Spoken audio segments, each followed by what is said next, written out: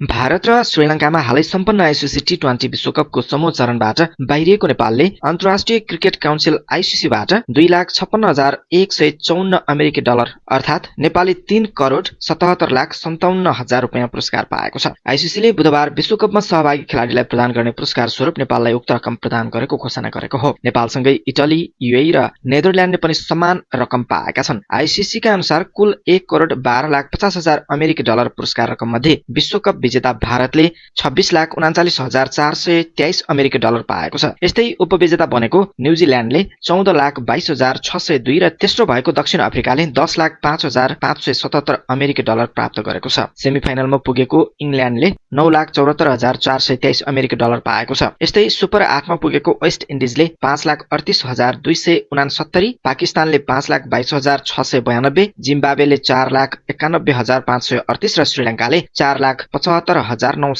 अमेरिकी डलर पाएको छ। समूह चरणबाट बाहिरिएको अफगानिस्तान, अस्ट्रेलिया र अमेरिकाले समान 3,09,808 अमेरिकी डलर पाएको छ। यस्तै स्कटल्यान्डले 2,78,654 र आयरल्यान्डले 2,71,731 अमेरिकी डलर पाएको छ। क्यानाडा, नामिबिया र ओमनले भने समान 2,25,000 अमेरिकी डलर पाएको छ। 20 टोली सहभागी विश्वकपको फाइनलमा भारतले न्युजिल्यान्डलाई 96 रनले हराएर लगातार दोस्रो पटक उपाधि जितेको थियो।